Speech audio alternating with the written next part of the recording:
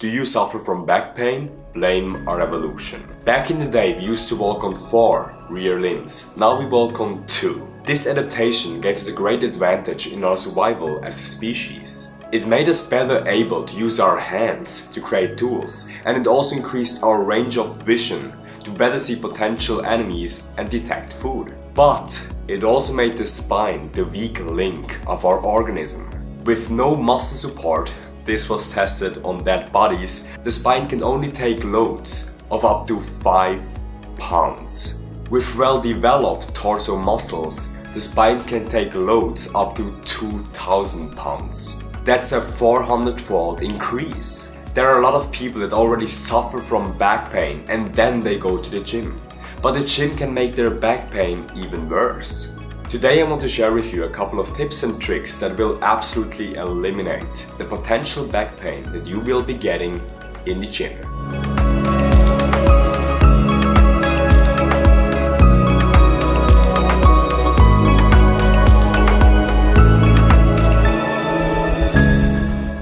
If you're standing upright in a great posture, the load on your back is strongly minimized. Forces from above, a healthy S-shaped spine can handle with no problems. Your back gets challenged if you're leaning forward with no support or you're bending your spine. If you lean forward, your lower back has to deal with more force than usual. If you're bending your spine, you're increasing the pressure on your discs. These are the joints between your vertebra, and you're minimizing your muscle support. These are the 2 movements that you have to minimize to keep your back pain-free. How to do this? First of all, you have to take a look at your exercise selection.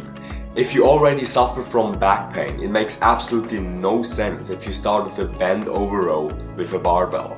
You're leaning forward and the weight that you put on the barbell even increases the load on your lower spine.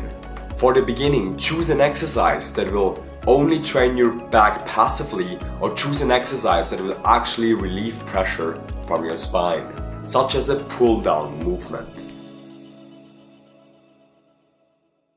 Or start with an exercise where you can support your back with a pad.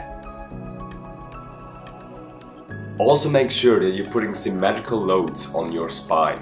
The shoulder press is already a pretty challenging exercise for your spine because it compresses it. But you can even increase the pressure if you're doing the dumbbell one-arm shoulder press. Yes, it may lead to greater muscle growth because of the crossover effect and because of the better muscle activation, but it increases the load on your spine dramatically because you're only putting pressure at one side of your body. I either advise you to put another dumbbell in your hand or train with a barbell.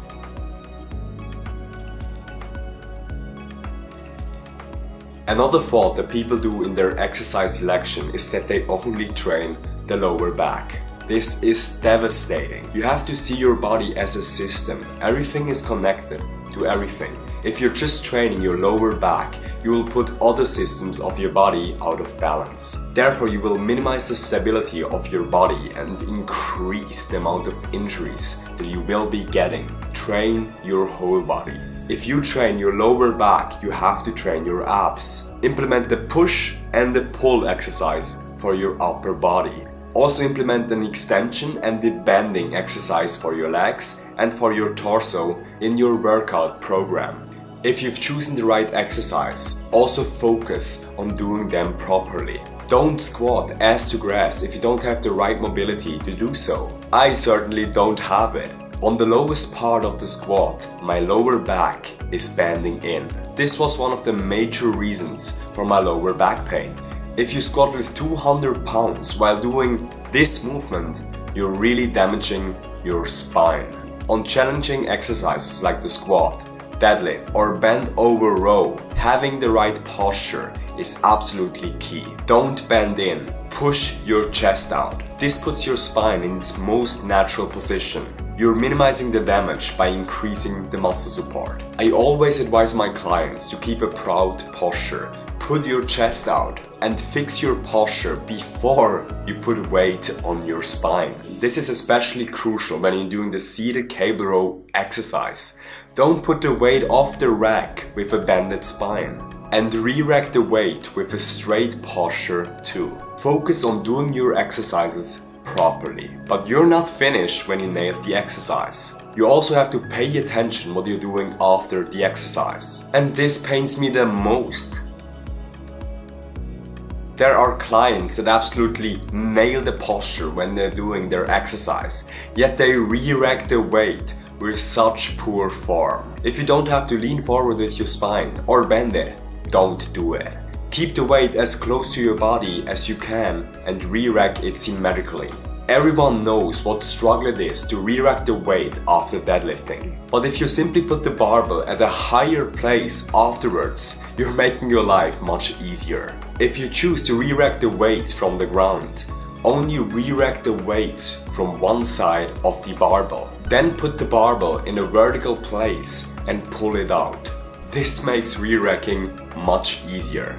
Overall, train and re-rack with awareness. Let a friend watch you, or better, let him videotape you while you're doing an exercise. Do you really have a straight back, or do you just think so? Most people don't even realize when the back is bending. They lack proprioception. Proprioception is the awareness of one's body parts in space. Let's wrap it up. If you're training in the gym, choose the right exercises. Don't lean forward or bend your spine, especially if you're lacking the stability to do so. If you suffer from back pain, train your back in a passive way and then slowly try to put pressure on it. Train your back symmetrically and train your whole body.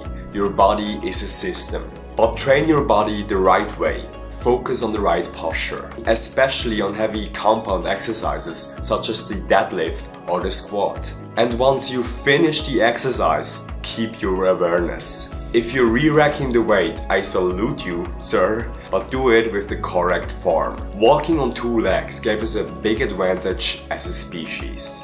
Let's appreciate this advantage and minimize its downsides so we can all reach our full potential.